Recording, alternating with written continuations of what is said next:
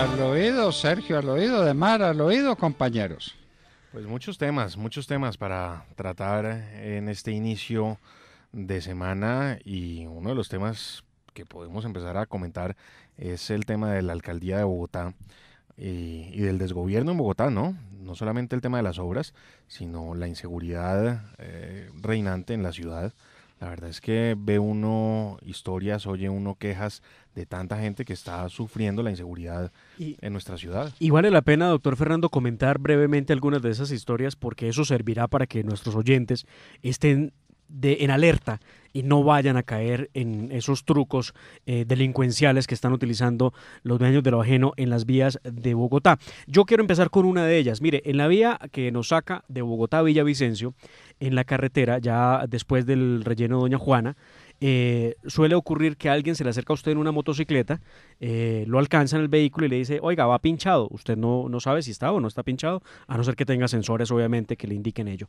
Usualmente los carros no todos tienen los sensores, así que usted entonces disminuye la velocidad, se da cuenta si está o no está pinchado, pero usualmente el motociclista se queda ahí parado con usted y le dice, sí, vea, está pinchado, y lo lleva al convencimiento de que está pinchado. Le dice, mire, no se preocupe, aquí a 30 metros hay un despinchadero buenísimo, ahí le sacan el problema. Usted va acá al matadero, llega al montallantas, le bajan la rueda del vehículo, la revisan supuestamente y, oh sorpresa, le dicen, mire, vea, necesita que le pongamos 7 parches de este estilo, necesitamos cambiar, es más, necesitamos ponerle un neumático porque la llanta se arruinó, y le arman toda una película alrededor de eso, y después usted dice, ¿cuánto es la cuenta? 300.000 pesos, pero yo no voy a pagar 300.000 por un parche. Señor, pues me tiene que pagar eso porque aquí no hay donde más despincharse. O es eso o tenemos problemas. Y la gente termina pagando para evitarse un problema con estos sujetos del montallantas. Sí, pero además de eso también llegan denuncias de los famosos pitos que le están poniendo a las llantas, y esto es que le incrustan a las llantas en los semáforos o en los parqueaderos una especie de... Una válvula. Una le especie llamamos, de válvula, le sí, llamamos el miple en términos de montallantas. que lo que hace es desinflar de una vez por todas, porque la Sellomatic con una puntilla no se desinfla, pero pues con esto sí pierde todo el aire. Y pues pinchan a la gente y la atracan. Hemos recibido denuncias de que esto ha ocurrido con bastante frecuencia en la calle 80 entrando a Bogotá. Entonces, Avenida para que Boyacá. también tengan mucha precaución nuestros oyentes que Y transitan luego por allí. están también los robos en las estaciones de Transmilenio, ¿no? Esta mañana nos contaban desde la producción que los oyentes llaman a quejarse y a pedir que por favor digamos al aire los problemas que hay en las estaciones de Transmilenio, y que es el colmo porque se supone que en las estaciones de Transmilenio hay vigilancia. Entonces, pues si lo roban a uno en la estación es muy difícil. También están los robos de bicicletas, ¿no? Que incluso hay una banda que se llama la de los Spider-Mans, que se suben a los árboles y cuando pasa el señor en la bicicleta o la persona en la bicicleta se tiran encima y le roban la bicicleta.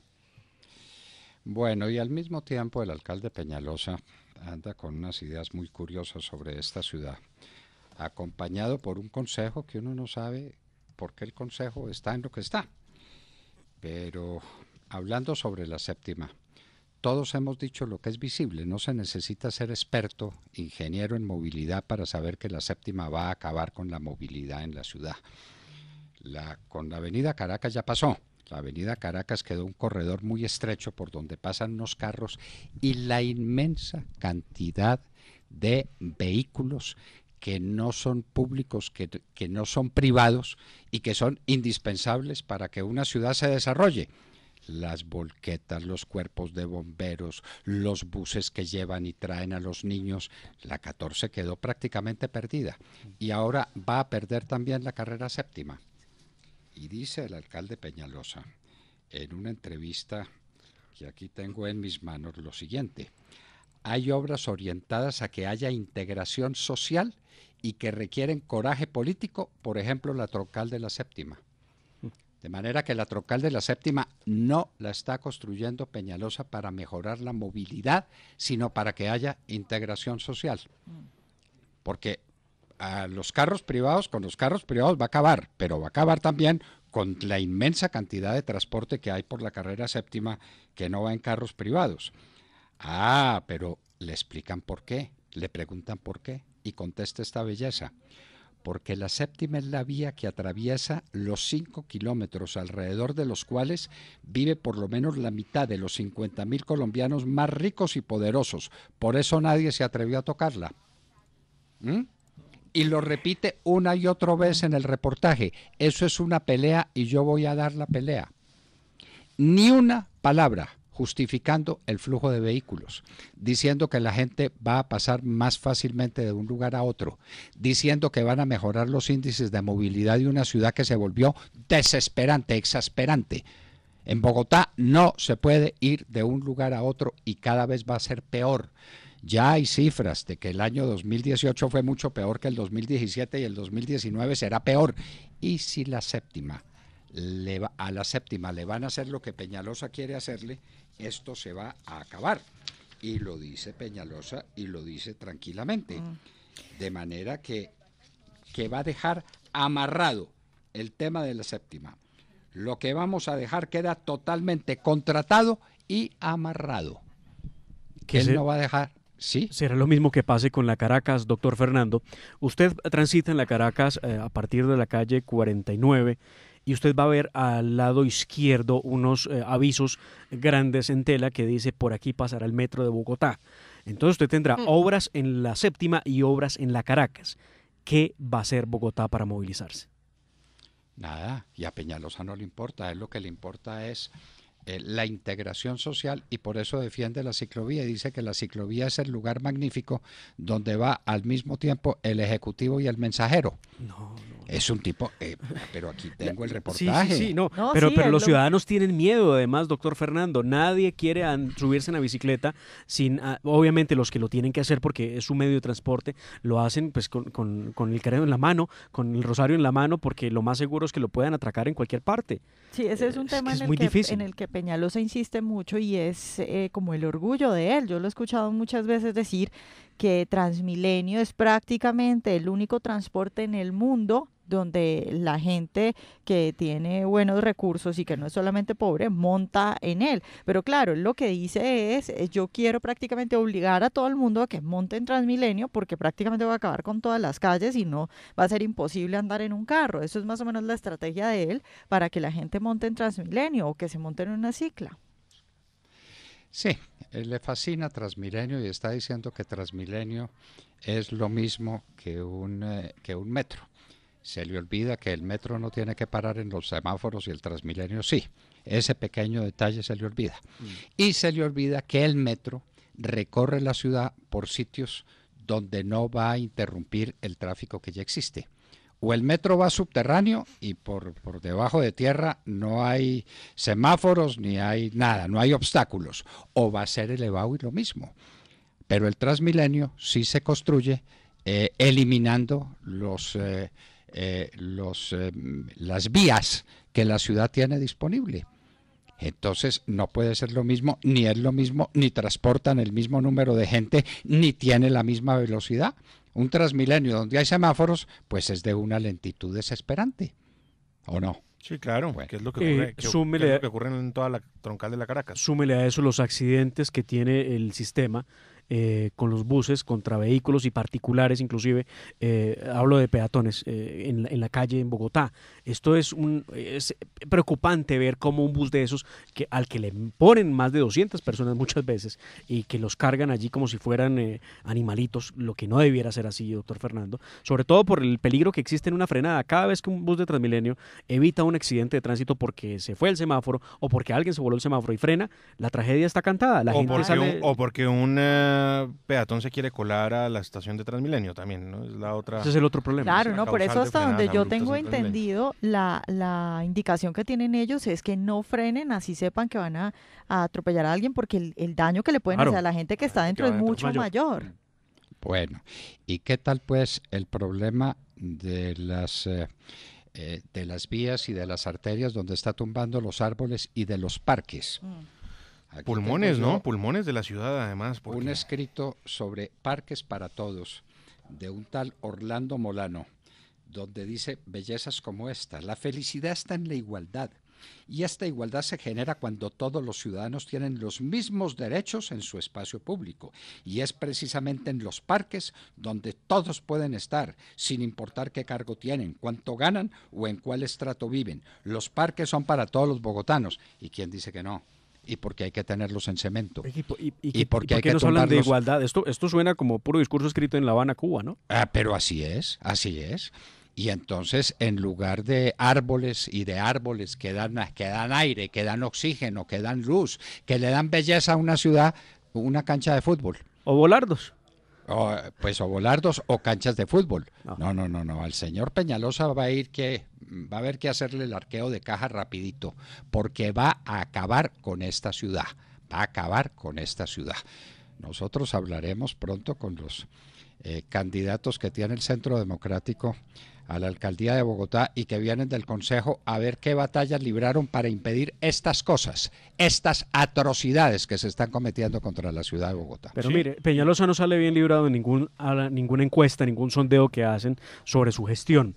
El más reciente sondeo, que es para principios de este año, para la primera semana de enero, indica que solo el 24% de los bogotanos aprueba la gestión del alcalde Peñalosa. El 76% de los encuestados rechaza o dice tener una percepción desfavorable del mandatario de los bogotanos. Muy bien, muy bien. Cambiamos el tema. Bustos, el ex magistrado de la Corte Suprema de Justicia que está fugitivo en el Canadá. ¿Cuándo se va a pronunciar alguien sobre Bustos, que lleva tiempo haciéndole quites a la justicia y demostrando qué es lo que no se puede hacer con el Poder Judicial? Ese expresidente de la Corte Suprema de Justicia está dando ejemplo de un comportamiento absolutamente insoportable ante la Administración de Justicia. Sí, ¿Cuándo se van? ¿Sí? Esta semana viene ya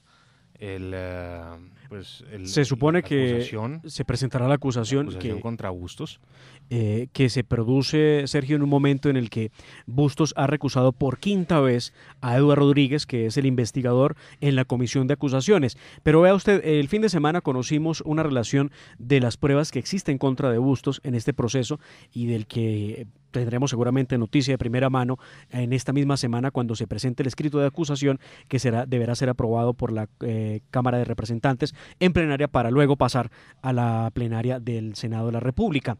Entre otras cosas están los testimonios, obviamente, de quien fuera su amigo y socio. Estoy hablando de Luis Gustavo Moreno, el exfiscal anticorrupción que hoy se encuentra preso en los Estados Unidos.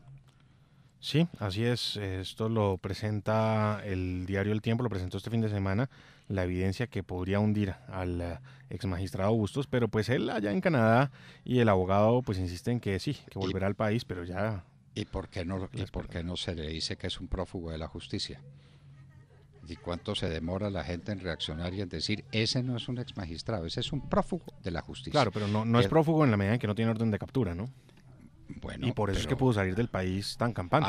Claro, desde luego, pero la justicia lo está requiriendo acá y tiene que venir acá a explicar, entre otras cosas, su fortuna. Es que en algún momento nos dijeron que la pinacoteca del señor era una pinacoteca gigantesca y de unos cuadros bellísimos y costosísimos. Nadie fue a buscarlos. Y los apartamentos que tiene, la fortuna de Bustos. Fortuna hecha como magistrado de la Corte Suprema de Justicia y nadie la examinó. Ahí hablan de los regalos de una camioneta Journey, hablan de un apartamento, hablan de 200 millones de pesos en esas pruebas. De hecho, Luis Gustavo Moreno habría dado cuenta de esa reunión, en una de esas, en donde entregó 200 millones de pesos en efectivo al magistrado Bustos, que según dice la investigación, fue plata enviada por Francisco Ricaurte, quien sí está preso hoy por el mismo tema del cartel de la toga. ¿Qué hace un funcionario o un exfuncionario, expresidente de la Corte Suprema de Justicia recibiendo 200 millones en efectivo? Sobre todo, recuerde usted las acusaciones que hay alrededor de eso, y era que pagaban para que las sentencias fueran favorables a los aforados investigados por la Corte. ¿Cómo le parece? Y el cuento del reloj. El cuento del reloj, claro, está entre lo cómico y lo repugnante. Un reloj de lujo que le habría regalado Moreno a Bustos. Bueno, y el señor de la relojería dijo, sí señor, ese señor vino aquí y aquí le entregaron el reloj. Sí, que quería uno más caro y no le compraron el caro que él quería al principio. Bueno, muy bien. Bueno, queridos amigos, y tenemos pues otro problemita, y es que los ganaderos del Cesar anuncian que tienen intenciones de armarse. Sí, señor. Armarse para defenderse. Ya no aguantan más. Sí. ¿Y Ya no para aguantan defenderse de qué? Para defenderse de la droga, para defenderse de los cocaleros, de las bandas criminales, de las disidencias de las FARC y del ELN. Estamos volviendo a las épocas más oscuras porque no estamos atacando el corazón del problema de seguridad en Colombia, que se llama cocaína. Señor presidente, se lo rogamos, se lo suplicamos, entienda que no hay un problema más urgente que la cocaína. Y esta es la hora en que usted no sabe si fumiga o no fumiga, no sabe si extradita o no extradita, y qué hay de la extensión de dominio express, qué hay de la lucha contra estos bandidos. Bueno. Eso está quedando casi que en un segundo plano. De hecho, doctor Fernando, a propósito, en el cierre de la jurisdicción, recuerda usted, la semana pasada había un evento de la Corte Constitucional, de las Cortes, el presidente Iván Duque, a su regreso de su gira por Davos, estuvo en esa reunión y en su discurso, donde volvió a insistir con la extradición del ELN, se refirió a la necesidad de que las instituciones judiciales en el país ayuden en la lucha contra el narcotráfico. Prácticamente es un mensaje entre líneas, muy entre líneas, a la Corte Constitucional, que en el mes de marzo tendrá la audiencia pública en la que se defina el uso o no de glifosato en las plantaciones de coca. Y estamos en manos pues de la Corte Constitucional, y estamos en manos de esa audiencia, donde el gobierno pues va a ir a pedir garantías para que se pueda luchar contra el narcotráfico. Y a propósito de narcotráfico, anoche, unos vándalos, llaman vándalos, pero estos serán narcotraficantes, quemaron un caimóvil de policía en Bogotá, en el barrio Luis Carlos Galán, doctor Fernando, en la localidad de Engativá. De acuerdo con la policía, fue un hecho perpetrado por microtraficantes del sector. Microtraficantes, como microtraficantes mataron 5 personas en Barranquilla. Como microtraficantes son los que tienen el país en ascuas, porque no hay una política antidrogas, porque no ha sido posible que el presidente Duque diga que el primer problema de Colombia, no el segundo, ni el segundo y medio, el primero de todos es el narcotráfico, la cocaína. Y en un minuto estaremos con el profesor Román Ortiz, profesor de Estudios Estratégicos Internacionales y consultor de Seguridad y Defensa. Tema, por supuesto, Venezuela. En un minuto. Y les hablábamos al oído.